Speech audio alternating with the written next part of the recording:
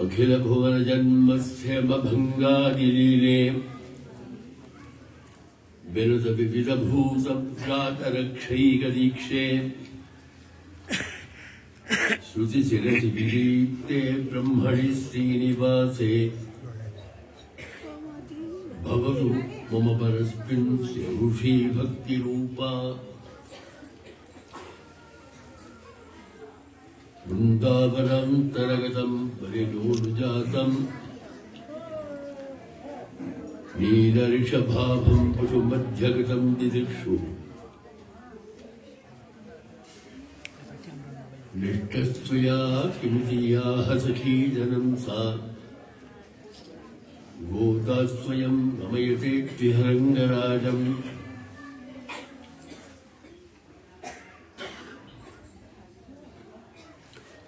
गोदा विभूषण सुरम्यवरा विधानम् वृन्दावनावरनिधिं करुणैकदानम् अर्चावतारनिखिलेषु वियत्प्रधानम् तद्रङ्गदेशिकधनं शरणं सराणि।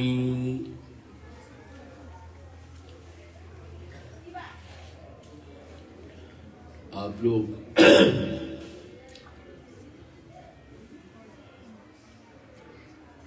ये ब्रह्मोत्सव का अनुभव कर रहे हैं। यद्यपि यहाँ जैसे वृंदावन आदि क्षेत्रों में वाहनों का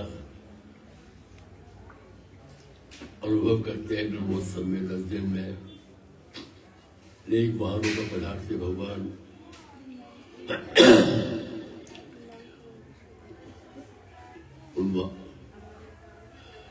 अनेक विविध प्रकार के श्रृंगार से विभूषित होकर भगवान आप लोगों को दर्शन देते हैं, उससे आप आनंदित होते हैं। ऐसा तो यहाँ आप अनुभव नहीं कर पा रहे हैं, तथापि मुख्य जो है जिसका अनुभव होना है वो तो अनुभव ब्रह्मोत्सव में जो मुख्य अनुभव है उसका अनुभव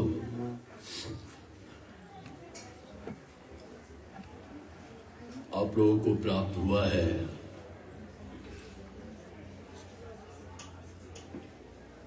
यद्यपि ब्रह्मोत्सव अंतर्गत विवाह उत्सव का दर्शन नहीं होता है इसमें, परंतु विवाह के बाद जो प्रणय कलह होता है उसका जरूर अनुभव कराते हैं, उसका अनुभव जरूर होता है। यहाँ तो आप लोगों ने कल अम्बा जी का और भगवान का विवाह का अनुभव किया था। अब वृंदावन में तो धनुर्मास की समाप्ति पर आकर के अम्बा जी के विवाह उत्सव का दर्शन होता है, ब्रह्मोत्सव नहीं होता है। परंतु विवाह के बाद जो कलह होता है, प्रणय कलह पति पत्नी के बीच, उसका जरूर अनुभव कराते हैं वहां पर, वो जरूर होता है वहां पर। आपने आज अनुभव किया था। एक तो मैं आप लोग ये जिज्ञासा होगी कि इसको ब्रह्मोत्सव क्यों कहते हैं, कि इसके पीछे एक इतिहास है। ब्रह्मा जी ने सत्यव्रत क्षेत्र माने कांची में यज्ञ किया था, और उस यज्ञ में से वरदराज भगवान प्रकट हुए थे। जिस विमान के साथ प्रकट हुए थे उस विमान का नाम है, वहां का जो विमान है उसको हम पुण्यकोटि कहते हैं, पुण्यकोटि विमान कहते हैं उसको। उस विमान सहित माने वरराज भगवान का प्रादुर्भाव हुआ था, आविर्भाव प्रकट हुए थे प्रभु। इसीलिए वहां का जो जैसे श्रीनिवास भगवान का जो विमान है मैं जहाँ विराजमान है, उसके ऊपर जो शिखर होता है उसको हम विमान कहते हैं। तो श्रीनिवास भगवान के विमान का नाम है आनंद निलय, उसको आनंद निलय विमान कहते हैं। अलग अलग प्रभु के विमानों का अलग अलग नाम है। तो श्रीनिवास भगवान के जो विमान है उसको हम आनंद निलय कहते हैं। रंगनाथ प्रभु जहाँ पर रंगनाथ का तो विमान ही किताब पधरवाया था विभीषण ने, और वही विराट गए थे, वो आनंद निलय विमान कहलाता है। ये आनंद निलय तो इनका बताया था, श्रीरंग निलय के नाम से प्रख्यात है। वैसे ही वरदराज भगवान का जो विमान है उसको हम पुण्यकोटि विमान कहते हैं, पुण्यकोटि विमान कहते हैं उसका नाम है। इसीलिए आप देखते हैं कि हर जगह, और जगह मैं नहीं कह सकता, पर तो अपने यहाँ जो प्रथम विमान में जो प्रभाव ध्वजारोहण के पश्चात प्रभु पधारते हैं, तो उस विमान का नाम है पुण्यकोटि विमान। माने ये दिखाता है कि ब्रह्मोत्सव का प्रारंभ कांची में वरदराज भगवान के प्रकट होने के पश्चात भी प्रारंभ हुआ। उनके प्रकट होने के उपलक्ष्य में जो ब्रह्मा जी ने जो उत्सव मनाया, 10 दिवसीय उत्सव, उनके द्वारा मनाया गया उत्सव था ब्रह्मा के द्वारा, इस चीज को हम ब्रह्मोत्सव करके कहते हैं। ब्रह्मा ने इसको प्रारंभ किया था। तत्पश्चात जितने भी देवालय हैं, मंदिर हैं, उनमें भी उत्सव मनाने की परंपरा हुई। अब जो मंदिर बनते हैं जहाँ प्रभु की प्रतिष्ठा होती है, तो उस प्रतिष्ठा को ही जिस तिथि में, जिस नक्षत्र में भगवान की प्रतिष्ठा होती है, उसी को ही प्रभु के प्रादुर्भाव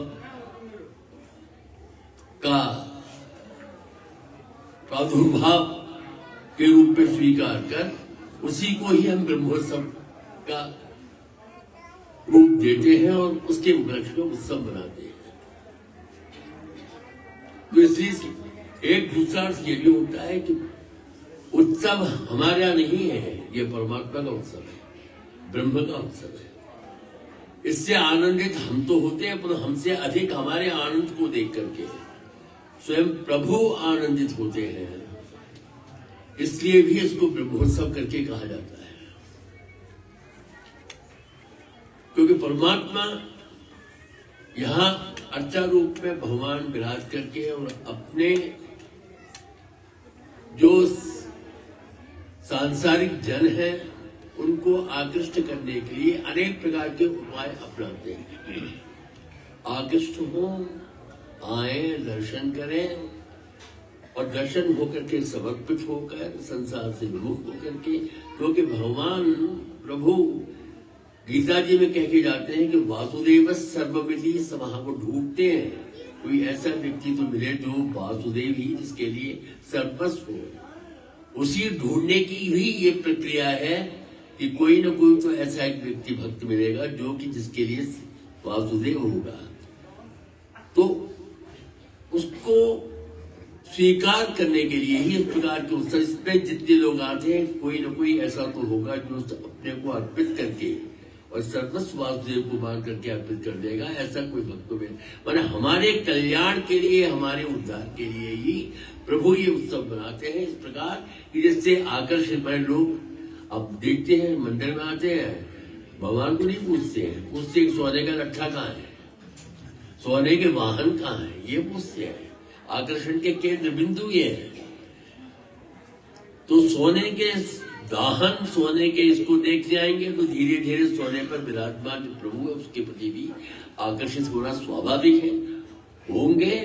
इसीलिए उत्सव हमारे कल्याण के लिए, जिससे कि हम प्रभु के प्रति अपने को समर्पित कर सके, हमारा कल्याण हो सके, उद्धव हो सके, उत्सव हो सके।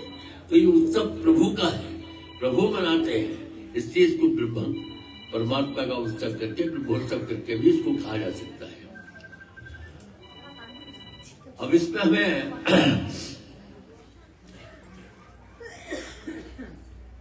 देखा है कि अभी आपने ये ब्रह्मोत्सव में हम अनुभव करते हैं, भगवान विभिन्न वाहनों पर पधारते हैं।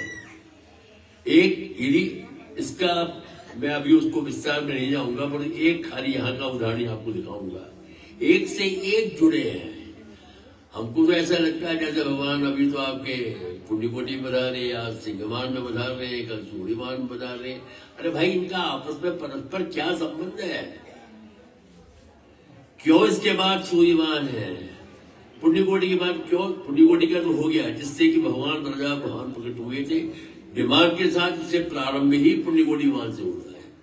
इसका तो कारण ज्ञात होता है, पर तो पुण्यकोटि के बाद सिंह वाहन क्यों, तत्पश्चात आकर के सूर्य वाहन क्यों, उसके बाद संध्या के हंस क्यों, फिर गरुड़ क्यों, हनुमान, माने इनमें आपस में कोई संबंध है, जुड़े हुए हैं, कोई कारण है जिससे क्या जुड़े हुए हैं, या ऐसे ही अलग अलग वाहनों में भगवान पधारते हैं। तो मैं इसमें हमने चिंतन करके इसको जोड़ा है, परंतु वो बहुत विस्तार से आपको समझाना पड़ेगा, तो अभी मेरे पास इतना समय भी नहीं और न मैं उसको उतना अभी कह सकता हूँ। उसके लिए तो कम से कम 1-2 दिन समझाना पड़ेगा, तब आप लोग समझ पाएंगे कि हाँ कैसे एक से एक विमान जुड़े हुए हैं बाहर, जिसका प्रभु ने कृपा करके और उसको मुझे दिखाया है, जिससे कि मैं समझ पाया हूं कि कैसे जुड़े हुए हैं। केवल एक उदाहरण के रूप में आपको मैं दिखा रहा हूं कि ये जो अभी आपने भगवान के श्रीपाद तीर्थ, ये श्रीपाद जलक क्रीड़ा है, इसको कहते हैं जलक क्रीड़ार्थ प्रभु पधारो करके प्रार्थना करते हैं। यहाँ पर जो भी पुजारी जी निवेदन किया था भगवान से कि आप जलक क्रीड़ा के लिए निमित्त बना रहे हैं, और चूंकि जल क्रीड़ा करते तो वो तीर्थ हमारे लिए श्रीपाद तीर्थ बन जाता है, इससे हम उसको श्रीपाद तीर्थ कहते हैं रूप में। तो ये है प्रभु जल क्रीड़ा। अब क्या इसका वो है, इसका पूर्व से जोड़ करके मैं दिखाता हूं तो आपको पता लगेगा अन्य भी जो है वो भी परस्पर जुड़े हुए हैं। एक केवल दृष्टांत माने चावल पकाते हैं तो आप एक देखते हैं पक गया कि नहीं पक गया, उससे आप समझ जाएंगे। रथ के पूर्व में चूर्णाभिषेक होता है, जिसको हम चूर्णाभिषेक, होली यहाँ के लोग होली कहते हैं, चूर्णाभिषेक। वो चूर्णाभिषेक प्रभु का इसलिए किया जाता है कि अगले दिन रथ का भान रथोत्सव ही कहलाता है। सबसे प्रधान जो स्थान ग्रहण करता है वो रथ है, रथोत्सव है। इसीलिए ब्रह्मोत्सव के नाम से नहीं जाता है हमारे यहाँ ब्रज में। सब जो कहते हैं रथ का मेला आ गया, रथ का मेला आ गया, बाकी सब मेला नहीं है, वही मेला है रथ का मेला। तो रथ का जो मेला है प्रातः से लेकर रात्रि पर्यंत भगवान को पधारना पड़ता है। प्रभु को थकान संभव है, अपनी भावना है, अपनी वो है, प्रभु की थकान संभव है। तो उस थकान रथ की यात्रा से प्रभु के लिए संभव हो सकती है। तो उसके पूर्व दिन में विशेष चूर्ण बनाया जाता है, जिसका अभिषेक प्रभु को किया जाता है, कि जिससे कि भगवान अगले दिन होने वाले रथोत्सव के कारण जो थकान है उसका एहसास उनको न हो, किसी प्रकार थकान का अनुभव न हो, क्योंकि अभी तक प्रतिदिन सवारी पधार रहे हैं, थके हैं। उस थकान को दूर करते हुए आगे आने वाले रथ के दिन प्रभु को थकान न हो, आनंदित होकर के रथ में पधारें और पधार करके लोगों को दर्शन करके करें। इसलिए चूर्णाभिषेक, विशेष चूर्ण से अभिषेक कर भगवान की दिव्य मंगल विग्रह को एक प्रकार के शक्ति प्रदान करने का प्रयत्न करते हैं, जिसको हम चूर्णाभिषेक के नाम जानते हैं। ये पहले दिन का होगा।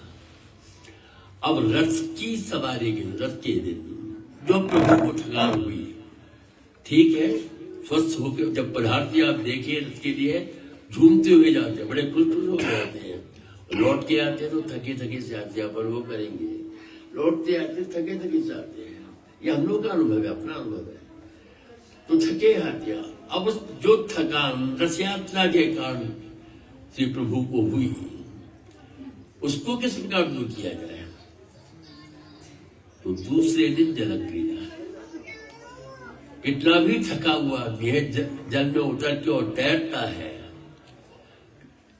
नहाता है और जल में उतर कर तैर करके आप देखते हैं तैरने से सारी थकान दूर हो जाती है। एक इस प्रकार का वो है व्यायाम है जिससे उसके आकर के सारा थकान दूर हो जाती है। तो ये जलक क्रीड़ा का जो आयोजन किया गया है, रथ यात्रा से जो प्रभु को थकान हुई उसको दूर, थकान न हो उसके लिए चूना मिले, थकान हुई उसको दूर करने के लिए जल क्रीड़ा का आयोजन किया जाता है। आपस में जुड़ा हुआ देख लिया ना आपने, ऐसे ही सब जुड़े हुए हैं, ऐसे ही सब जुड़े हुए हैं। तो इसलिए आकर के ये आपको इस पे आकर के जो अनुभव किया इसको मैं इसके दिखाया था। तो ये प्रभु भगवान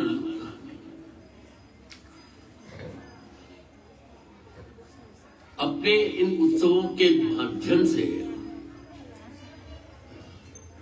हम लोगों को आरंभ में सबको आमंत्रित किया जाता है ध्वजारोहण से, अवरोहण के पश्चात आके सबको विदाई दी जाती है। तो ये जो है अर्चा जो प्रभु का रूप है, उन्हीं को ही हम ये करके हम इसका वो करते हैं। शरणागति के बारे में मैं इसी से जोड़ करके मैं कहना चाहता हूं, बताना चाहता हूं कि ये जो रूप है भगवान शरणागति के लिए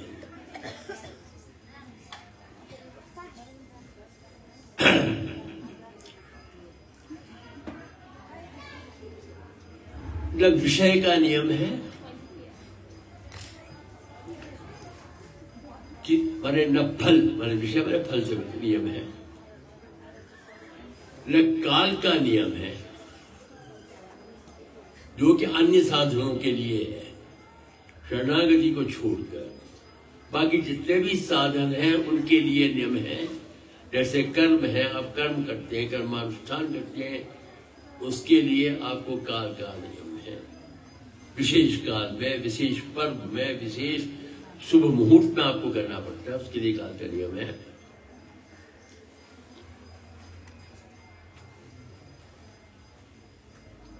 किसी इसमें किसी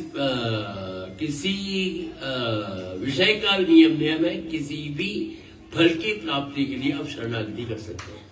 और देखते हैं कितनी शरणागति है उनकी अपनी अलग अलग फलों की कामना से। जैसे द्रौपदी ने भगवान की शरणागति की वस्त्र के लिए, विभीषण ने की तो राज्य प्राप्ति के लिए।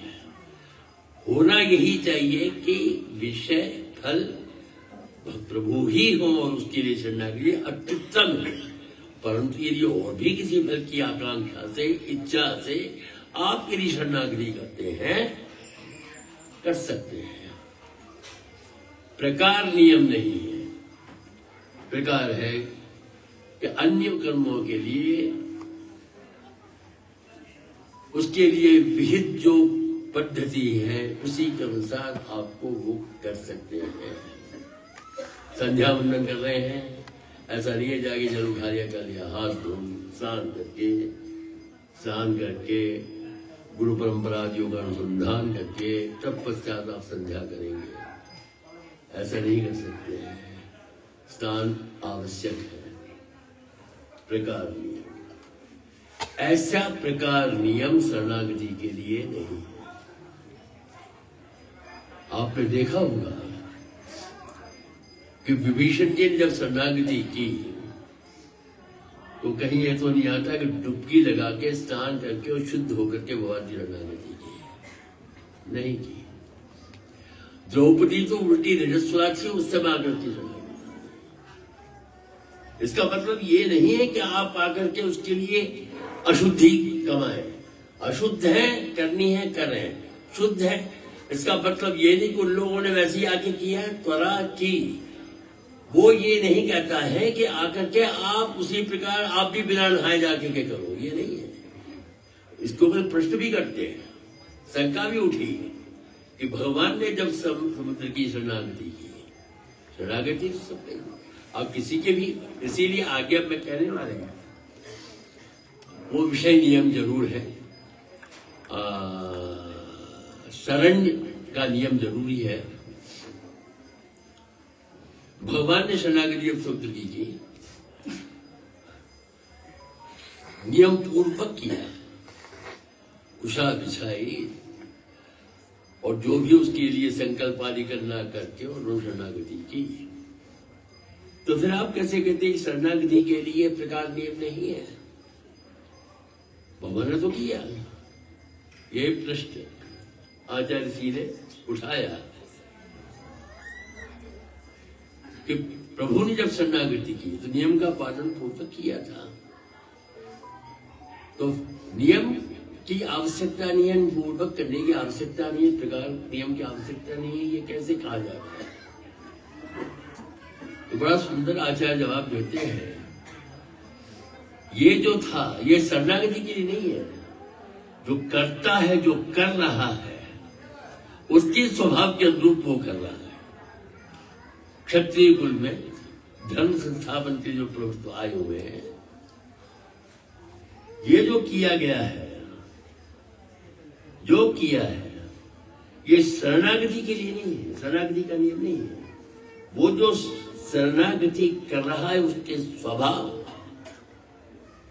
के अनुरूप। इसलिए कह रहे हैं कि आप शुद्ध को अशुद्धि कमाने की आवश्यकता नहीं है। अशुद्ध है तो शुद्धि प्राप्त करने की जरूरत नहीं है। जिस स्थिति में जैसा है, शरणागत होने की तमन्ना है, फल की प्राप्ति की इच्छा से करता है, वो शरणागति कर सकता है। तो प्रकार नियम भी नहीं है,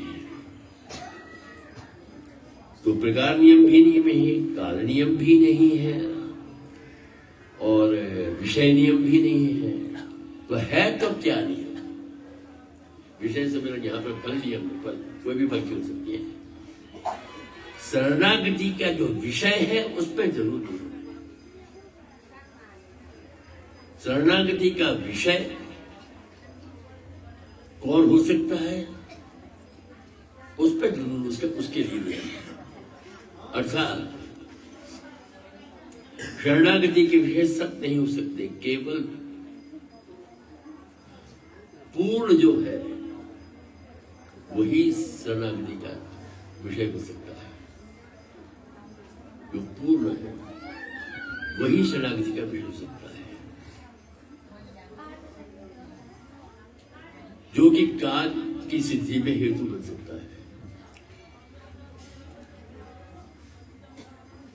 विषय पूर्ण होना है और प्रभु के उस पर रूप लिखा जाए, तो प्रभु की अवस्थिति पंचधा है, परव्यूह विभव अंतर्यामी और अर्चा। और आचार्य लोगों ने पूर्ण, यदि भगवान के पूर्ण तो परमात्मा वासुदेव नारायणी है, जो वही शरण्य है, सर्वरूप शरण्य वही है, परंतु उनके किस रूप को हम परिपूर्ण माने जिसकी हम शरणागति कर सके,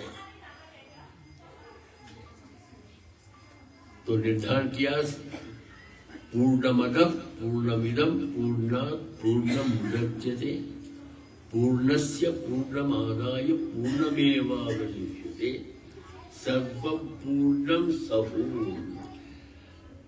परिपूर्ण यदि है तो अर्चा रूप जो है वही है।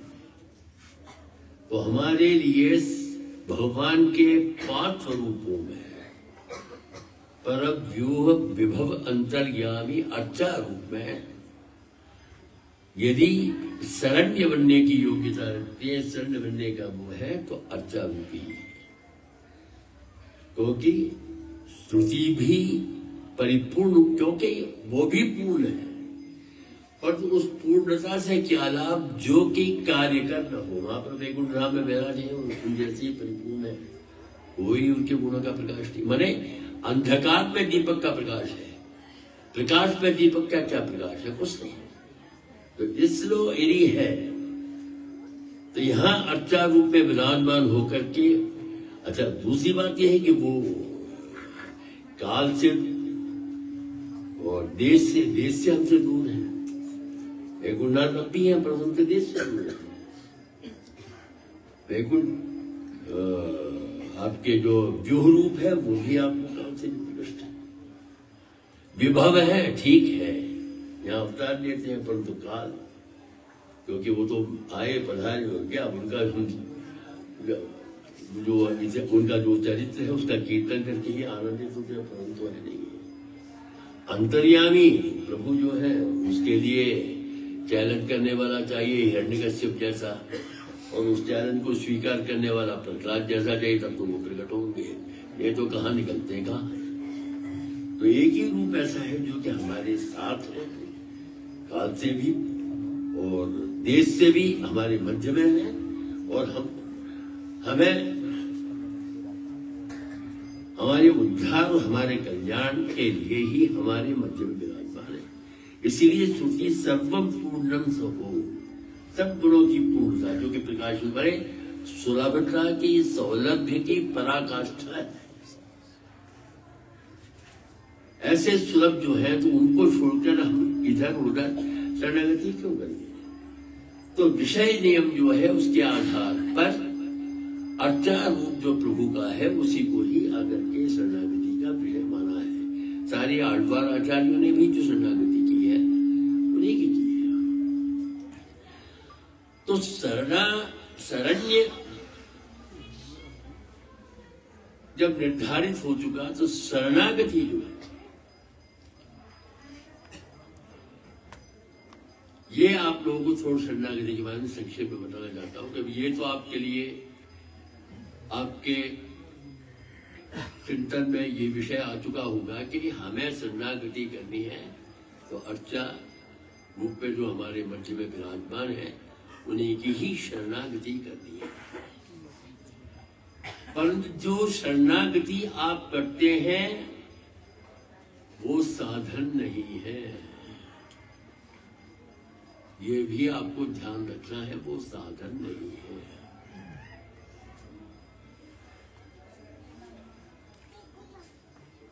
भगवान कृष्ण ने अर्जुन को उपदेश देते हुए जो सर्व श्लोक का उपदेश दिया उसमें बाकी साधन जो है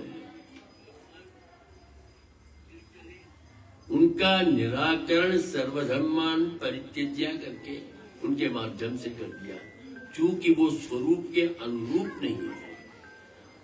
इस चेतन का जो स्वरूप है, चेतन जो है प्रभु का दास है, शेषभूत है, इस स्वरूप के अनुरूप वो साधन नहीं है। वो साधन ऐसे है कि उससे आप जुड़ते हैं तो आप अपने स्वरूप को भूल जाते हैं, उसके द्वारा आपके अहम की संतुष्टि होती है, अहम की वृद्धि होती है, जो कि आपके स्वरूप को नष्ट करती है। आपके स्वरूप के अनुरूप वो साधन न होने के कारण स्वरूप जो कि आपका शेष है, नाश भाव है, उसके अनुरूप यदि साधन है तो वो साधन नहीं हो सकते। उसके अनुरूप साधन क्या है? मामेकम शरणम परित्यज्य मामेकम, माम शरणम प्रजा भगवान नहीं कहा, मेरी शरण में आओ, वो छोड़कर मुझे साधन के रूप में स्वीकार करो, मुझे साधन मानो। तो माम शरणम प्रजा नहीं कहा, माम एकम शरणम प्रजा। तो एक पर जो है उसको ही मैं बताना चाहता हूँ। ये तो आप जानते ही हैं, इन सबको छोड़कर के प्रभु को ही शरण के रूप में वर्ण करना है, ये प्रभु कह रहे हैं। इतना ही नहीं कह रहे हैं, एक शब्द से ये कह रहे कि जो आप शरणागति कर रहे हैं वो भी साधन नहीं है। इस तत्व को समझना है।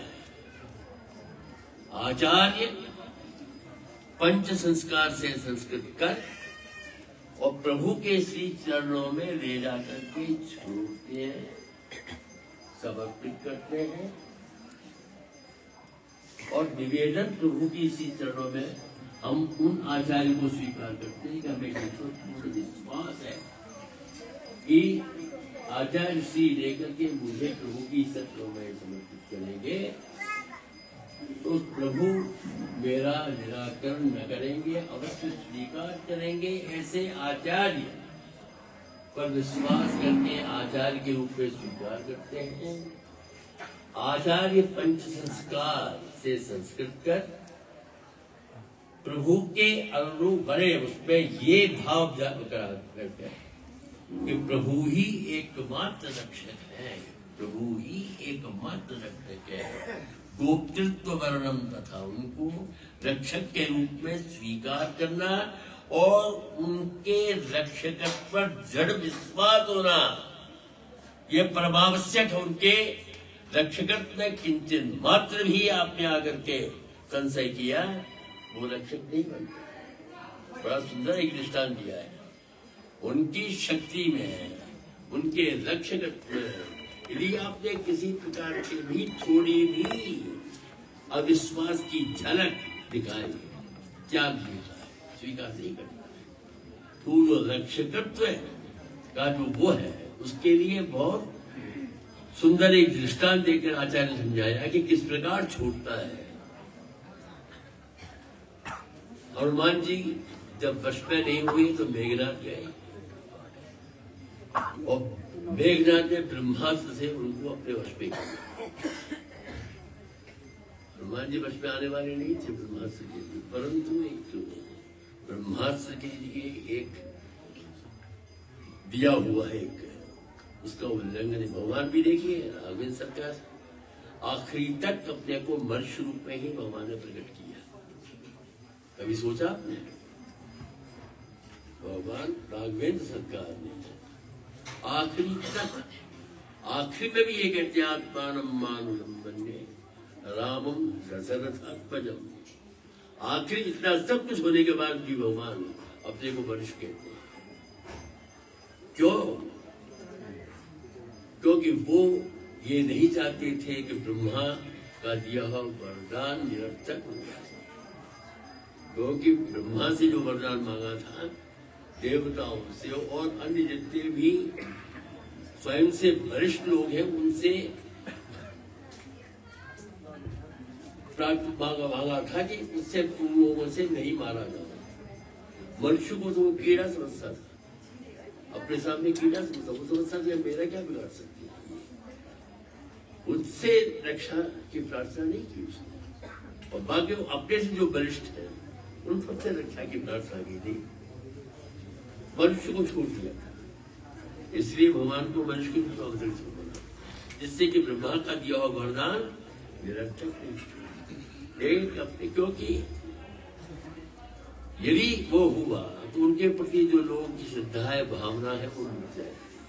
इसलिए उनके वरदान को पालन करने के लिए आखिरी दम तक भगवान ने अपने को मनुष्य माना और उन्हीं के मुंह से कलवाए। जिस ब्रह्मा के वरदान से रावण इतना वो हुआ तो उन्हीं के मुंह से कलवाया कि भगवान नारायण होने बाद तब जाकर के भगवान ने स्वीकार किया, हाँ मैं नारायण। तब तक आकर के मनुष्य में कहीं भी आप देख सकते हो, कहीं भी उनका व्यवहार जरूर है, छोटे छोटे पात्र हैं उनके, उसको देखा, उन्होंने अनुभव किया, और भगवान ने अपनी तरफ से कहीं भी ये दिखाया कि वो नारायण मनुष्य में ही। ऐसे ही ब्रह्मास्त्र की एक शक्ति है क्योंकि उसके लिए है, वो कहीं किसी ब्रह्मास्त्र से बने हुए हनुमान जी ने आकर के वो किया था। परंतु जो राक्षस लोग हैं जो है, उन्होंने किसी ने रस्सी से बांधा, उनको ये नहीं था, बंधे हुए होने पर भी विश्वास में होने के कारण, अविश्वास के कारण रस्सी आदियों से बांधा कि ये छुड़ा करके भाग नहीं जाए। तो ब्रह्मास्त्र जो हनुमान जी को जिससे ब्रह्मास्त्र बांध रखा वो शिथिल हो गया, उसने छोड़ दिया। जहां दूसरे साधनों के माध्यम से उनको मारने का प्रयत्न किया गया, ब्रह्मास्त्र ऐसा है कि और दूसरे उसको नहीं सह सकता। ब्रह्मास्त्र जो है वो केवल अपनी ही शक्ति को स्वीकार कर सकता है। यदि अन्य अविश्वास से और किसी के द्वारा यदि कोई भी उसका उसके को प्रयत्न किया गया तो छोड़ देता। ब्रह्मास्त्र ने जिस प्रकार हनुमान जी को छोड़ दिया, उसी प्रकार प्रभु भी उनके प्रति किंचन मात्र भी अविश्वास जो तक कोई व्यवहार इस चेतन का देखते हैं तो वो छोड़ दिया। प्रभु नहीं और सच है सारा सहते हैं पर ये नहीं सकते हैं कि उनकी शक्ति पर किसी रक्षिष्यति इति विश्वासा। रक्षा मेरा आप करो न करो, मैं तो आपके हाथ से, ये होना चाहिए। ये नहीं होना, अरे ये तो नहीं करे, चलो तुम ये स्वीकार नहीं कर सकते। शरणागति का बहुत आवश्यक। और ये जितना भी आप जो करते हैं, इसके माध्यम से वो अधिकारी बनता है, पात्र बनता है। ये साधन नहीं है। पंच संस्कार जो है साधन नहीं है। इस भ्रम को निकाल दीजिए, साधन नहीं है। इसके लिए थोड़ा और अच्छे से समझाता हूं मैं। उपनिषद वचन है जिसपे कहता है चेतन अहमन्नम अहमन्नम अहमन्नम, स्वयं को अन्न के रूप में प्रस्तुत करता है। मैं अन्न हूं। अरे भाई अन्न है तो तेरा भूखता कौन है? तो अन्न हो गया, ठीक है, पर अन्न रूपी तेरा सेवन करने वाला कौन है? अहमन्नम अहमन्नम अहमन्नम अहमन्नादः। अन्न ही नहीं हूं, अन्न का अदन करने वाला। अन्न ही नहीं, अन्न ही नहीं हूं, चेतन अन्न का अदन भी करने वाला। तो वो तो समझ में आ गया। उसी की व्याख्या आगे करते हुए कहते हैं अन्नम अदंतम अहम अन्नी। अन्न जो हूं मैं, किसका हूं? मेरा भोक्ता कौन है? परमात्मा पर ब्रह्म। अहमन्नम अहमन्नम अहमन्नाद अहमन्नम अहमन्नाद। मैं अन्न का अदन करता हूं। आप किस अन्न का? आप तो अन्न हो गए, फिर आप अन्न का अदन करने वाले भी हैं, अर्थात सेवन करने वाले भी हैं। तो आप जिस अन्न को अदन करते हैं वो अन्न क्या है? वो कौन है अन्न? वो कौन सा अन्न है? अहमन्नम अदंतम अग्नि, अन्नम अदंतम अग्नि। मैं अन्न हूं, मेरा भोक्ता परमात्मा है। वो जो अदन करता है वो में जो अन्न है, इसके सेवन से जो आनंद की अनुभूति करता है, उस आनंदित परब्रह्म का अदन मैं करता हूं। समझिए अच्छी तरह से। मैं अन्न हूं, किसके लिए? परमात्मा का। और केवल अन्न नहीं हूं मैं, अन्न का अदन करने वाला भी हूं, चूंकि चेतन। सही है। तो किस अन्न का अदन करते हैं? अन्न रूपी आत्मतत्व मुझे जो अदन करता है, उससे जो संतुष्ट होता है। अर्थात अदन करने का मतलब वो एक दृष्टांत रूप में दिखाया है। मेरी सेवा, मेरे उससे जो मुखोल्लास की अनुभूति करता, आनंदित होता है, ऐसे आनंदित परम ब्रह्म को अदन मैं करता। अहमन्नम अहमन्नम अहमन्नम अहमन्नादः अहमन्नादः अहमन्नम अदंतम अग्नि। तो ये जो अन्न है आत्म तत्व, इसको परम भोग्य बना करके प्रभु के चरणों में समर्पित करने वाला कौन है? आचार्य है। मेरा वो आचार्य है। उसको परम भोग्य बना करके, वो परम भोग्य कब बनता है? पंच संस्कार से उसको संस्कृत। ये प्रक्रिया पहले तप्त चक्रांकित करते हैं, तत्पश्चात तापो तापक पुंड तथा, फिर उसके बाद तिलक स्वरूप धारण करते हैं। वैष्णवी नामकरण होता है। और जो उपदेश के माध्यम से जो उसको स्वरूप का विवेक कराकर, और उसके लिए स्वरूप क्या है और स्वरूप के अनुरूप प्राप्य क्या है, इसका पूरा ज्ञान उपदेश के माध्यम से कराते हैं। परंतु उस जो उपदेश किया, जो ये सारा तत्व जिन मंत्रों में निहित है, इसके बाद उस मंत्र का उपदेश उनको देते हैं। और उपदेश देने के पश्चात फिर प्रभु के श्री चरणों में ताप पुंडम तथा नाम मंत्रो यागश्च पंचमः, ये पंचदश है। फिर मंत्र का उपदेश, फिर याग। तो हम लोग तो ये समझते हैं कि आचार्य श्री जो हवन करके संकीचक्र को तप्त करके वो देते हैं, उसको हम याद समझते हैं। अधिकतर लोग यही समझते हैं जो हवन किया है, जो होम किया है, यही यज्ञ है।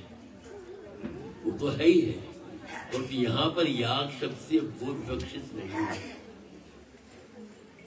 इस आत्म तत्व को जब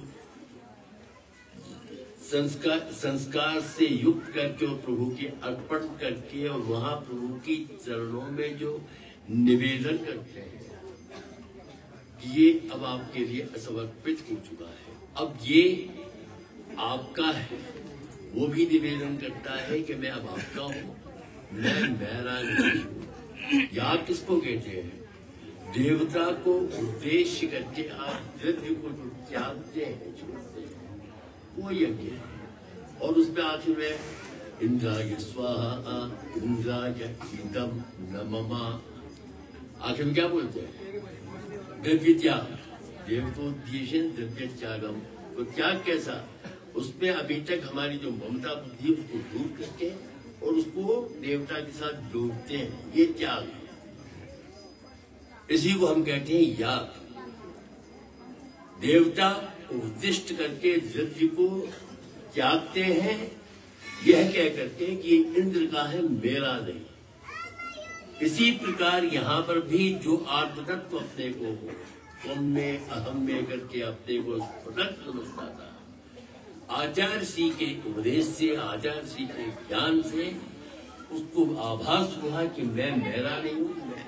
आखिर में जिस प्रकार यहाँ तो प्रभु के साथ विवाद में आखिर प्रभु को मृग्य मध्यस्थ करके भगवान को तो समर्थ, जब आखिरी देखते हैं कि ये विवाद में मुझसे जीत रहा है, तो उसको विश्वास दिलाने के लिए ही प्रभु हमारे भट्ट स्वामी जी जो अनुभव करते हैं, भगवान जो आकर के चंदन आप लोग अभिषेक में देखते हैं, तुलसी माला धारण करके और चंदन का लेप करके प्रभु खड़े रहते हैं, उसका अनुभव करके कहते हैं कि आपको तो ऐसे देखा लगता है कि जैसे आप हार रहे हो, चेतन तत्व जीत रहा है और उस अपनी वस्तु को आप छोड़ नहीं पा रहे हैं। इसलिए उसको विश्वास दिलाने के लिए आप समर्थ मध्यस्थ समर्थ ग्रहण होकर के आप दे देंगे, भाई तुम मेरा ही, मैं समर्थ अगर इसी का तो अनुभव करते हैं। तो वो जब उसके अंदर वो विवेक हो जाता है कि मैं नहीं हूँ, मैं प्रभु का हूँ, और ये कह के प्रभु को अर्पण करवाते हैं। और वहां पर आपका वो जो अम्बा जी को पुरस्कार वहां पर जो है कहते हैं कि आपकी जो चूड़िका है उसको बोलकर और तत्पश्चात आकर के आपको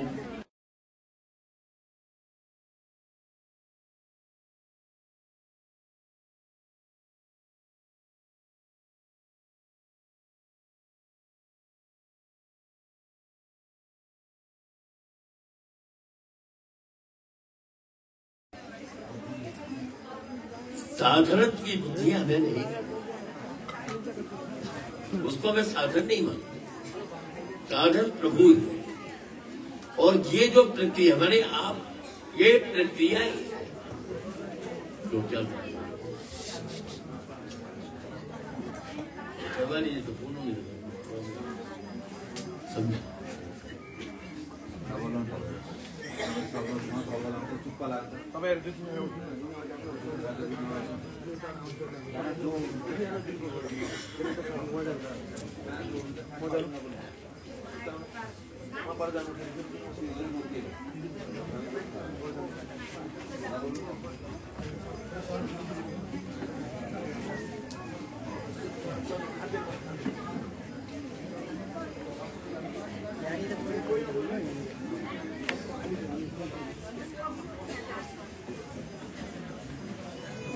Kaya natin.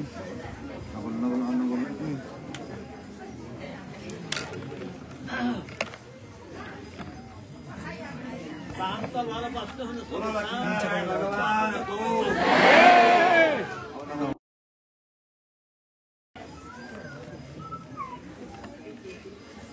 आचार्य ने उस आत्म तत्व को परमात्मा के लिए इस प्रकार परम भोग हो सकता है वैसे बना करके प्रभु के चरणों में अर्पण कर दिया।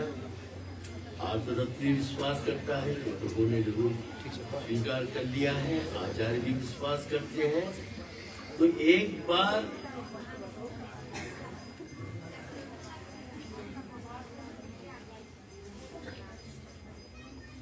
पक्व अन्न को आप दोबारा यदि उसको पक्व करने का प्रयत्न करेंगे तो उसमें दुर्गंध आ जाए, वो फिर ग्रहण वो नहीं स्वीकार होती।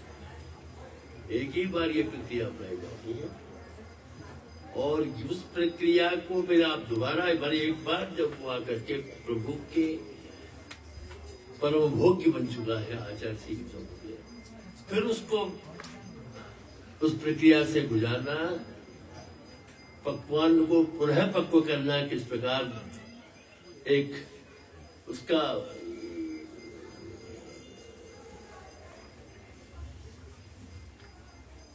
उस पे दुर्गंध आने की संभावना हो जाती है। वो कृतज्ञता दोबारा का मतलब है जिस आचार्य ने किया यदि वो पुनः आकर के फिर आकर के उस प्रक्रिया से गुजरता है तो उस आचार्य के प्रति कृतज्ञ हो गया।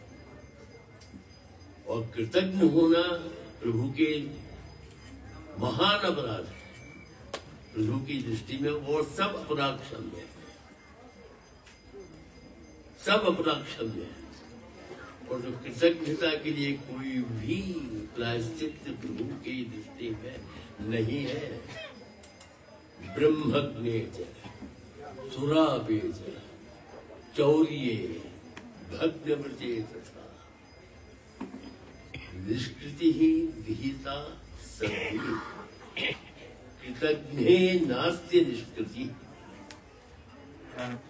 यदि आपने ब्रह्महत्या की है, यद्यपि ब्रह्महत्या के लिए प्रायश्चित नहीं है पर प्रभु की उसका भी प्रायश्चित आप कर सकते हैं। कृतज्ञ ब्रह्मज्ञे सुरा उसका भी प्रायश्चित है। चौरे भग्न प्रसिद्ध चोरी की, उसको तोड़ा, सबका प्रायश्चित है।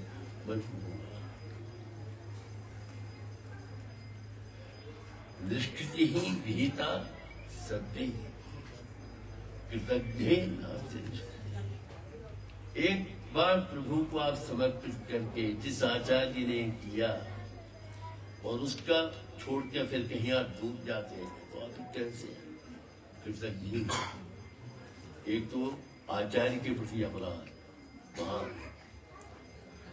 और दूसरा प्रभु की शक्ति में आपने अविश्वास हाइपर कर चुके पूर्ण विश्वास विश्वास और उसके आधार पर आपने प्रभु का वर्ण किया और यह कहकर कि आप कर रहे हैं न कर रहे मैं आपको और फिर दोबारा जाकर के फिर इसीलिए हमारे यहाँ प्रवृत्ति का विधान जो है सकृत प्रवृत्ति है। जिस प्रकार वहां पर एव शब्द का जो मामेव शरणम सर्वधर्म परित्यज्य भावेकम जिस प्रकार प्रभु ने वहां एक शब्द का प्रयोग कर उस शरणागति में भी उपायत्व का जिस प्रकार उपायत्व का निराकरण किया है वैसे ही राघवेंद्र सरकार कहती है सक्र देवा असकृत नहीं, क्योंकि असकृत प्रवृत्ति उनके प्रति अविश्वास का द्योतक है, उनकी शक्ति में अविश्वास का द्योतक है। वो रक्षा कर रहे उनकी रक्षा रक्षकत्व में उनके वो है वो प्रभु को सह और सब सह सकते हैं प्रभु ने सह। एक बार तो कोई भी किसी भी स्थिति में उनके रक्षकत्व के प्रति यदि हमारे किसी में भी हुआ तो मैंने आपको वही दिखाया वही बताया। ब्रह्मास्त्र उसके ऊपर अविश्वास त्याग दिया, प्रभु के प्रति अविश्वास उनके रक्षकत्व में अविश्वास का युग हुआ, आपने ही प्रभु त्याग किया। तो इसलिए हमारे यहाँ इस सब विचार करके ही आचार्य की श्री ने ये कहा है कि शरणागति के लिए सकृत प्रवृत्ति, और उसमें भी जिसके आप शरण में जा रहे हैं उसके ऊपर पूर्ण विश्वास पूर्वक, उसमें किंचन मात्र भी लेश मात्र भी अविश्वास न हो, ये परम आवश्यक है। जैसे ये आवश्यक है उसके एक उसको साधन नहीं मानना, वो साधन नहीं है, ये प्रक्रिया है, क्रिया है जिसके माध्यम से आप पात्र बनते हैं, अधिकारी बनते हैं। ये अधिकारी आप बनते हैं, अधिकारी, क्योंकि यदि नहीं ऐसा हो तो भगवान के ऊपर वैषम क्यों, तो सबको ही मुक्ति दे सकते हैं। सर्व मुक्ति प्रसंग बड़े रक्षापेक्षा प्रतीक्षति, भगवान केवल ये चाहते हैं रक्ष्य जो है उसकी अपेक्षा, हे प्रभु आप मेरे रक्षक बनो, मुझे स्वीकार करो, आप ही मेरे रक्षक हैं। इस अपेक्षा की, इसकी अपेक्षा करते हो तो समझाते हैं। और वो भी इसलिए क्योंकि उनके ऊपर वैषम्य निर्घण्य है। दे तो फिर सबको दे, किसी को देना किसी को न देना कैसे, प्रभु के लिए सब बराबर है। तो उसमें उनके लिए तो उसके ऊपर दोष लगेगा कि किसी को दे रहे हैं। तो इसलिए प्रभु के कहने के लिए एक रहता है, भाई ये मेरे हाथ से आया और मुझे रक्षक के रूप में स्वीकार किया, मैंने विश्वास किया, इससे मैं उसका कार्य करो, तुम भी करो, आओ मेरे शरण में आकर के मुझे रक्षक बनाओ, पूर्ण विश्वास करो, आचार्य के माध्यम से आकर के मैं आपकी करो। तो ये जो विषम वैषम्य आदि दोष न है उसकी अपेक्षा करते हैं। यहाँ पर इसके लिए ये भी दिखाया कथा बता करके और इसका समर्थन भी किया जाता है। उसकी भी मैं थोड़ा व्याख्या कर देना चाहता हूँ, उसको भी समझा रहा हूँ।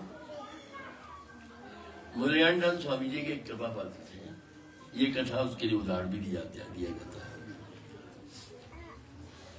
उनके कृपा पात्र में वो बाहर थे मुरलीधर स्वामी जी, गंबर स्वामी जी की सेवा में उनकी कृपा पात्र वहां पर आ गई थी, सेवा वेवा करते थे।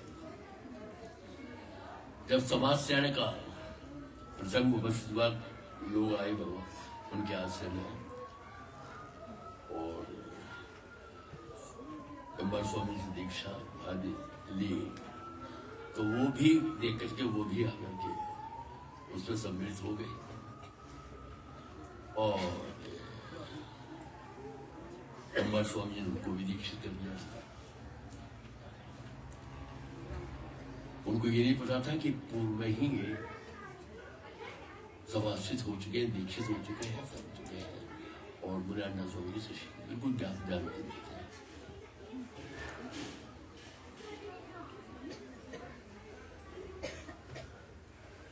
तो फिर स्वामी जी बता रहे, मुरलीधर स्वामी जी बता रहे,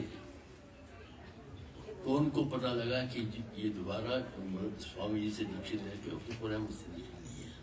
बहुत दुखी हुए और दुखी होकर के उनसे क्षमा याचना की जा करके मुझसे अनजान अपराध हो गया, मुझे क्षमा कर दिया। तो उस समय मुरलीधर स्वामी जी ने कहा, ज्ञानक कैता, ये आलवार की सूत्री है, भगवान से प्रार्थना करते हैं ज्ञान रूपी जो प्रदान कर और मुझे इस संसार रूप से निकाल। तो इस आलवार की सूक्ति को लेकर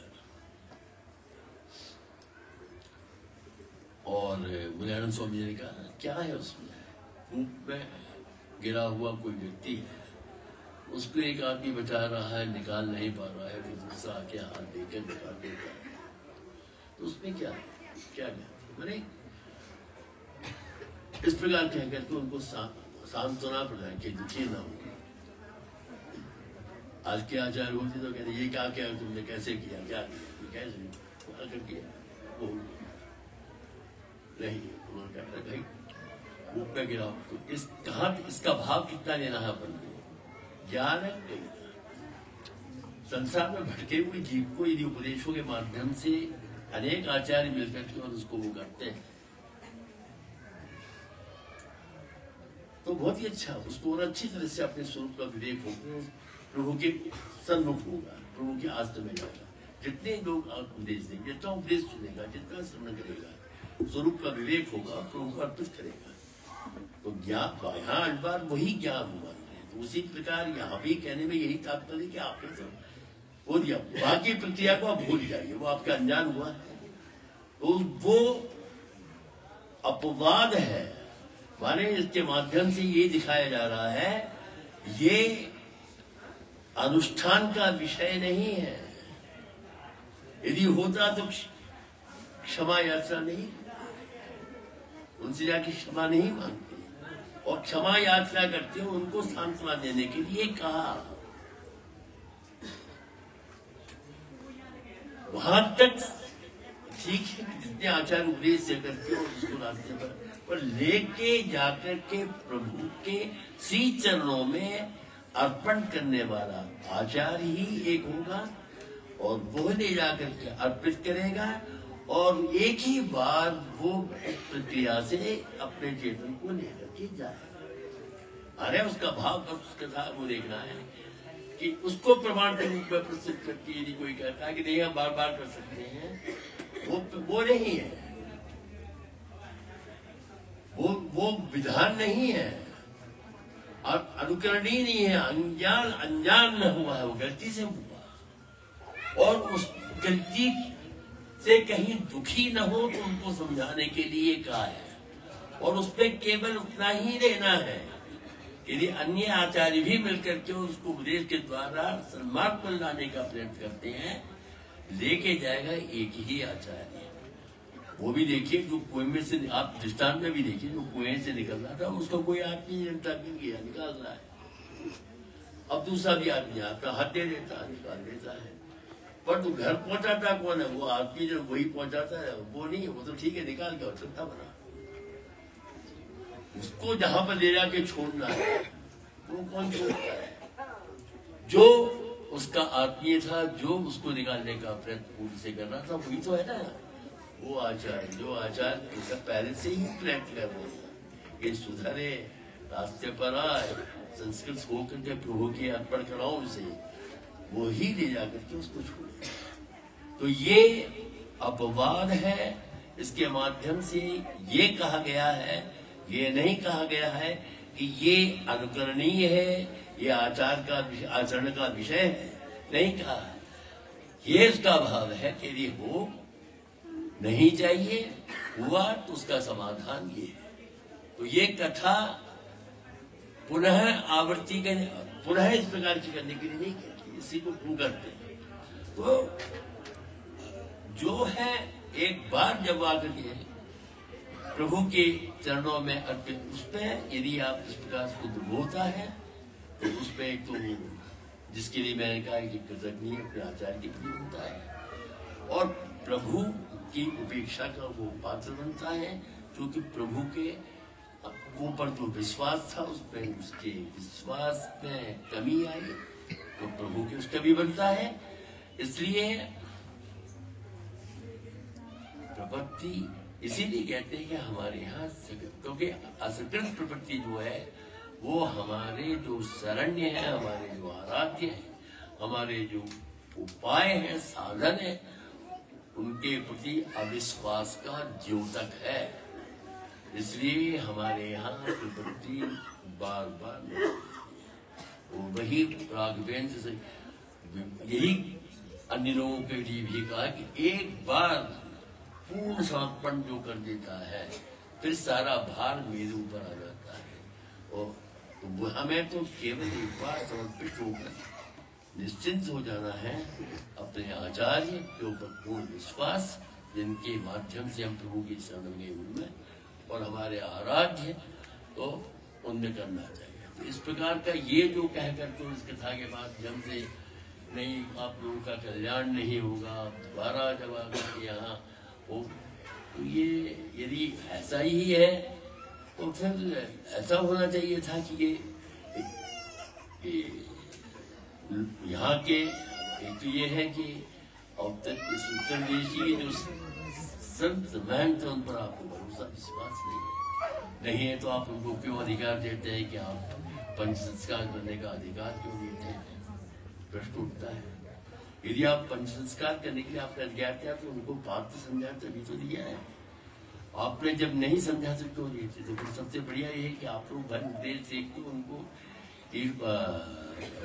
भगवान उनके सन्मुख लाए, लेकर यहाँ आए और यहाँ आकर के हम उनको दीक्षित कराएं, संस्कार कराएं। हम प्रभु की चरणों में अर्पण करेंगे तो एक तो सकल प्रपत्ति का भी निर्माण होता है और एक प्रभु के ऊपर जो विश्वास है उसमें भी कोई न्यूनता नहीं आती। ऐसा करना चाहिए। जब आपको उन्हें दे रखा है तो यदि उसका करके उसके पश्चात भी दोबारा फिर उस प्रक्रिया से जानना, ये सब बिल्कुल ये शास्त्र सम्मत। शायद वरवर स्वामी जी ने इसी दृष्टि से आकर के सबको बराबर माना। अष्टगद्दी की जो स्थापना की है किसी गद्दी विशेष के प्रति नहीं है। यदि ऐसा ही था तो एक ही गद्दी से यदि परंपरा चलती तो बड़ा अच्छा रहता। फिर ये गद्दी अवधि का झगड़ा न होता है। एक ही परंपरा रहती है, सबको वैष्णवों में एकता रहती है। और तो उन्होंने आचार्य 8 आचार्यों में वो देखा और सबको उनको अधिकार दिया और अधिकार दिया तो उनसे ही संघ चक्र प्राप्त किए हैं और उनके द्वारा प्रदत्त ब्रह्म स्वामी जी के द्वारा ही प्रदत्त माना गया है।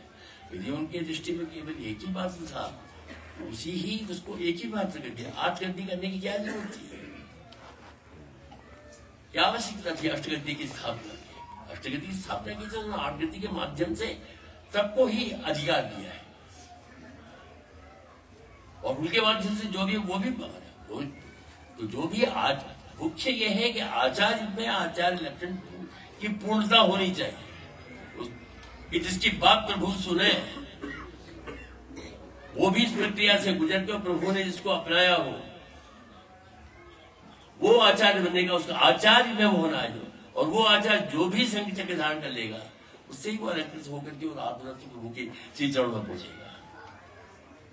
आप ये भी देख सकते हैं कि ये कन्या है आत्मतत्व जो है पति विश्वस्यात्मेश्वरगम, वो पति हम सब पत्नी है। इस आत्मतत्व का विवाह प्रभु से कराते हैं आचार्य और उसका अलंकरण करके कराते हैं और ये सब अलंकार में आता है। एक कन्या को जिस प्रकार वधू को अलंकृत करते और फिर वधु विवाह कराते हैं वैसे ही आत्मतत्व जी वधू है उसका अलंकरण है ये प्रक्रिया जिसमें आप पंच संस्कार करके और लेके प्रभु के अर्पण में ले जाके जाकर करते हैं। ये अलंकरण करके करते हैं और करके फिर प्रभु को जब आप अर्पित कर देते हैं और ये वधू वर का वन जो मन सब प्रभु ने उसको स्वीकार किया फिर क्या उसका पुनर्विवाह करेंगे आप? इस दृष्टि से भी आप समझ सकते हैं। तो ये वहां पर वो जो गोपी कहती है कि आप प्रसन्न हैं तो अलंकार से मुझे क्या आवश्यकता, और यदि अप्रसन्न है तो मेरा अलंकार से आपका माने माने ये साधन नहीं है। ये तो एक तरह से आकर के अधिकारी बनने का हुआ है। साधन तो वही है, वो स्वीकार करता है।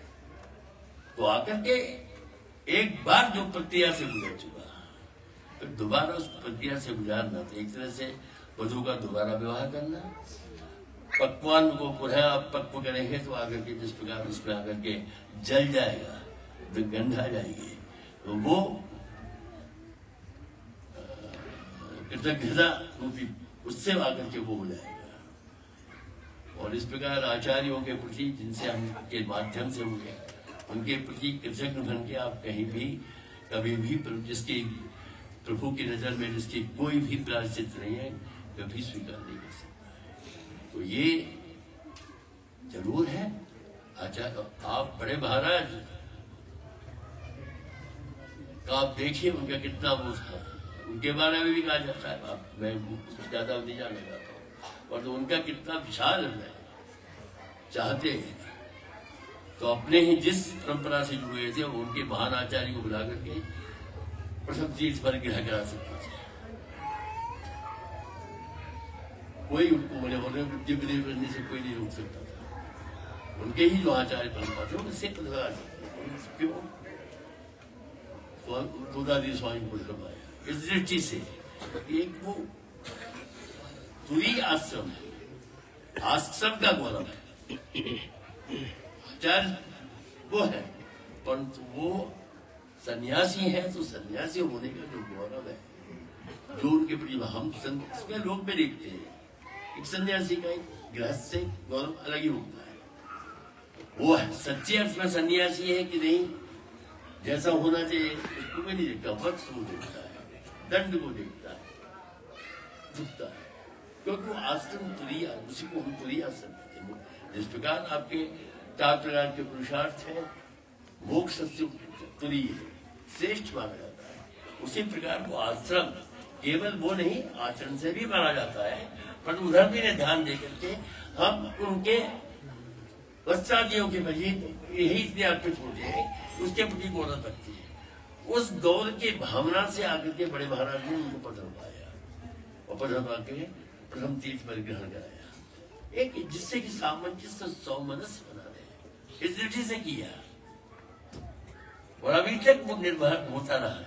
परंतु अब जिस प्रकार का जो व्यवहार ये थोड़ा कटसा पैदा करता है, इस प्रकार के वो नहीं है कि मैं तो यही कहता हूँ, उनकी भी जो परंपरा है उसमें मैं ज्यादा हस्तक्षेप नहीं करना चाहता हूँ। परंतु एक बार जब यहाँ पर आपने अधिकार दे दिया और उन्होंने आकर के उनको वैष्णव बना के और प्रभु को अर्पित कर दिया, पुनः उनको फिर करना और ये इसका समर्थन के माध्यम से या किसी अपने उसके माध्यम से कोई भी इसको समर्थन नहीं कर सकता, नहीं इसका प्रतिपादन कर सकता है। वो कथा जो दिखाते हैं वो कथा रोकती है, आपको करने के लिए नहीं कहते। हुआ आगे न हो, न हुआ था, न हुआ था पूर्व, न आगे हो, हुआ यही इसकी इति होता है, इसके लिए वो कथा है। ये नहीं है कि आकर के ऐसा आप उसको उदाहरण दे करके उसको उसका और आगे उसको बढ़ाया, उसके लिए और ये है तो आप पूरे शास्त्र विरुद्ध कार्य करेंगे। तो इसका वो समझना है।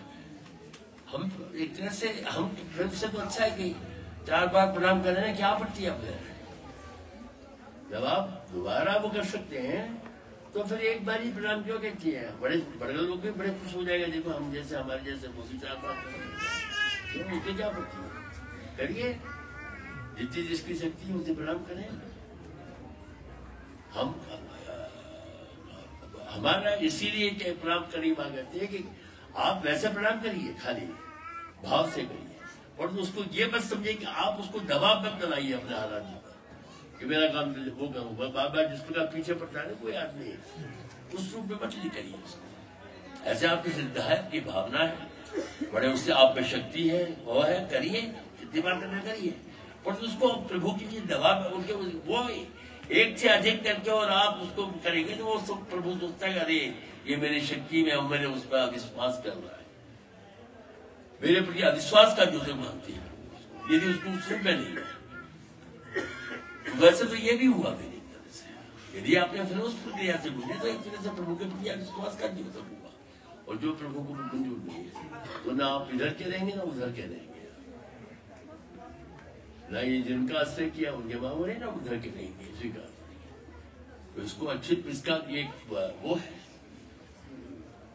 तो इसलिए शरणागति को मैंने बताया था कि उनके लिए शरणागति का विषय नियम है, और उन विषय में भी प्रभु के जो 5 रूप हैं वो नहीं है केवल अर्चा रूप ही, क्योंकि आलवारों ने भी अर्चा रूप में ही सारी शरणागति जो है अर्चा रूप में प्रभु की की है, आलवारों के द्वारा भी है, और चूंकि हमारे लिए परम सुलभ है, कहाँ और अन्य लोगों को ढूंढते हो जावे उनकी शरण। हमें जब इच्छा हुई तो प्रभु की शरण में जाने के तुरंत शरणागति करने के लिए विराजमान है, उनकी शरणों में पहुंच करके आत्मनिवेदन करना जो है वो संभव है। इसलिए आकर के भगवान का जो अर्चा रूप है वो पूर्ण है, और उनकी ही शरणागति में भी शरणागति अर्चा रूप में ही हमें करनी है, वही एकमात्र हमारे विषय है। हमारी यहाँ तक और लोगों को छूटा, भगवान के बाकी 4 स्वरूप को भी भगवान ने वो कर दिया, और आचार्य श्री वचन भूषण ने ये कहा कि वो अर्चा ही रूप है। तो इस प्रकार आकर के थोड़ा बहुत मैंने उसका प्रकार डाला। वैसे शरणागति के बारे में बहुत है, तो इसमें शरणागति में न काल का नियम है, न आकर के आपका प्रकार का नियम है, कि आपको जिस स्थिति में जैसे हो, जहां प्रभु की शरण में जाने की इच्छा होगी उसी समय आप शरणागति कर सकते हैं। ये इसलिए कहा है कि अशुद्ध को शुद्ध नहीं होना है, शुद्ध को अशुद्ध नहीं होना है, जैसी स्थिति में वैसे करना है। और फल का नियम है, किसी भी फल के लिए आप प्रभु की शरणागति कर सकते हैं। अत्युत्तम होगा कि प्रभु के लिए प्रभु की शरण में जाना, अत्युत्तम जो कर प्रभु का कहेंगे कि प्रभु का वो उसके लिए ही करें, अत्युत्तम है। पर और किसी भी फल की आकांक्षा करें तो आप प्रभु की शरण में जा सकते हैं। प्रकार नियम भी हो गया, फल नियम भी इसमें नहीं है। और वो सत्वा इसके अधिकारी सब है, क्योंकि बाकी के वैदिक कर्मादियों में त्रैवर्णिकों का अधिकार मन सब नियत है, त्रैवर्णिक है वही कर सकते हैं। और तो इसमें सबका अधिकार है। केवल इतना है कि इस संसार से जो तप्त होकर के और प्रभु की शरण, बस केवल प्रभु की शरण की आकांक्षा करता है वही अधिकारी है। इसमें किसी प्रकार की जाति विषय किसी प्रकार का इसका बंधन नहीं है, वो भी नहीं है। इसमें अधिकारी नियम नहीं है। वहां अधिकारियों का नियम है कि जो वैदिक कर्म है उसमें त्रैवर्णिकों का अधिकार है, वही कर सकते हैं, परंतु उसमें किसी प्रकार के अधिकार का भी नियम नहीं है।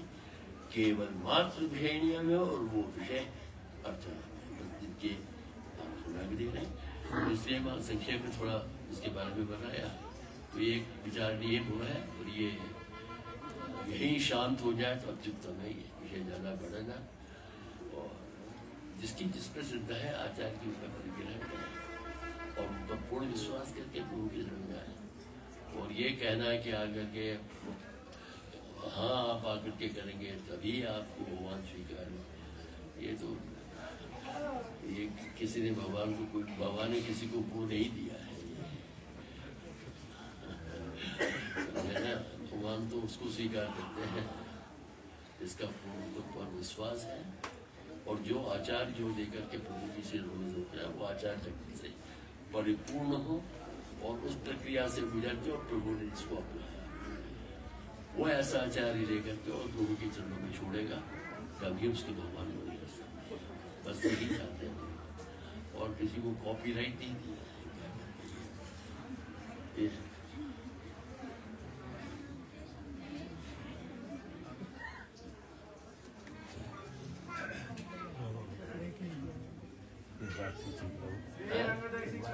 आप पूछिए,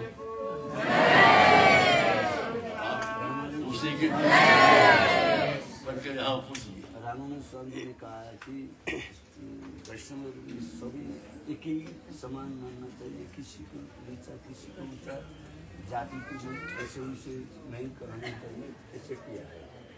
तो वेद में तो ऐसे वो आगे रामानंद स्वामी जी आगे उसको उनके बाद बढ़ नहीं सका। ये बात वो तो यही चाहते थे, रामानंद स्वामी जी का तो यही था। और तो आगे फिर वही इस प्रकार के फिर वही विचारधारा और वो आगे जिसके कारण वो हो गए, फिर हम उसी उसमें आ गए। उनका बिल्कुल वो ही उनका मंतव्य, और आगे भी आचार्य लोग उसी को ही स्वीकार करके चलते। तो आज विश्व भर में धर्म का प्रचार हुआ था। रामाचार्य क्या बिल्कुल सफल। वो आगे फिर वही विचार उन्होंने इसको नहीं छोड़ पाए, नहीं कर पाए। उन्हीं के ही काल में भी बहुत कुछ उन्होंने उसके लिए था, बहुत कुछ उसका भी वो हुआ, पर जितना कर सके वो किया, पर उसको आगे बढ़ाने वाला और कोई नहीं रहा। फिर तो लोकाचार्य स्वामी जी ने तो और इसकी बहुत वो किया है। हमारे स्वामी इतना नहीं किया, राम लोकाचार्य स्वामी ने तो और इस पर प्रहार किया है अपने तो कहाँ आगे फिर कोई उस जाति और उसमें जो सबसे अब तो सबसे बड़ी चीज तो ये है कि आचार्य यहाँ अधिकार देते हैं, सब कुछ करते हैं, तो हमको पूर्ण विश्वास होकर के देते हैं, और फिर भी कहते हैं कि आप तो ये इस प्रकार की सोच जहाँ रहे तो क्या आप कर सकते हैं, ये बताइए।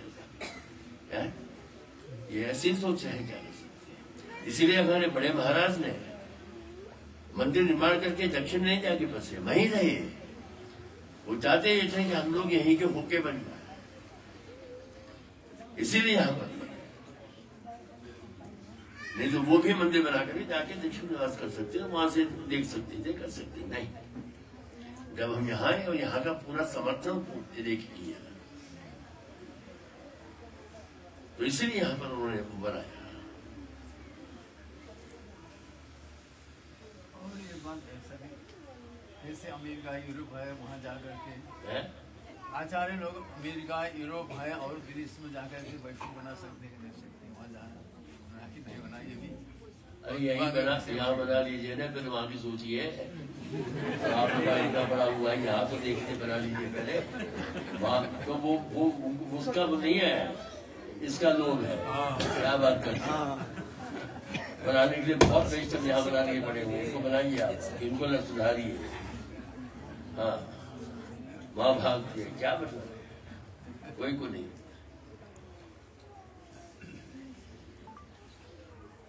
यहाँ कोई कम है बनने के लिए, कितने हैं। इनका उद्धार करिए, इनका कराइए, जल्दी होंगे, इनका करिए आप। आकर्षण उसका नहीं है कि उनको बनाना है, स्वयं को बनाना है, ये वास्तविकता ये है।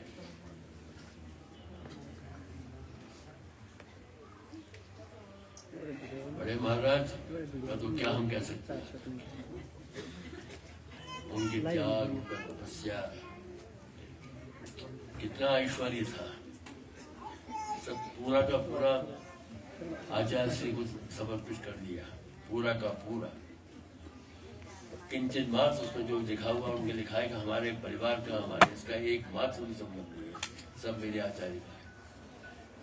चाहते तो क्या इतना उसको क्या अपने परिवार नहीं रख सकते,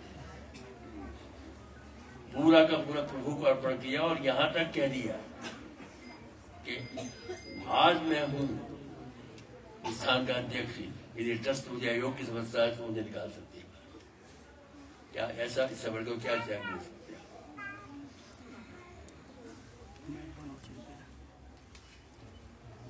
यहाँ तो आजीवन अध्यक्ष होते हैं, हैं? यहाँ ट्रस्ट जो बनते हैं उसमें आजीवन अध्यक्ष। हाँ, ऐसी व्यवस्था करती है।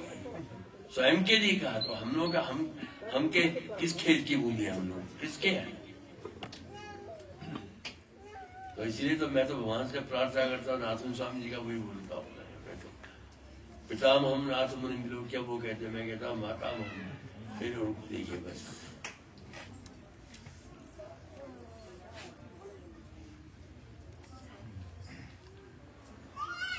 उनकी त्याग का कौन होगा।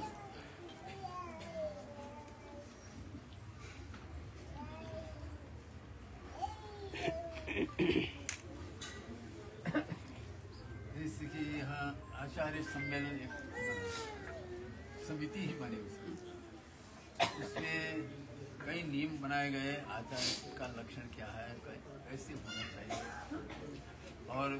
और देश में नहीं जाना चाहिए, समुद्र के उस पार में नहीं रहना चाहिए, वो भी सभी लोगों ने स्वीकार किया। उसके बाद जो चिन्नजीयर स्वामी अभी हैं ना, उन्होंने इसको बहुत विरोध किया है, ऐसा मानना चाहिए। आचार्य सम्मेलन तो हमारे लिए ये लोग विरोध कर रहे हैं। ठीक है, आप लोग के विचार है, मुझे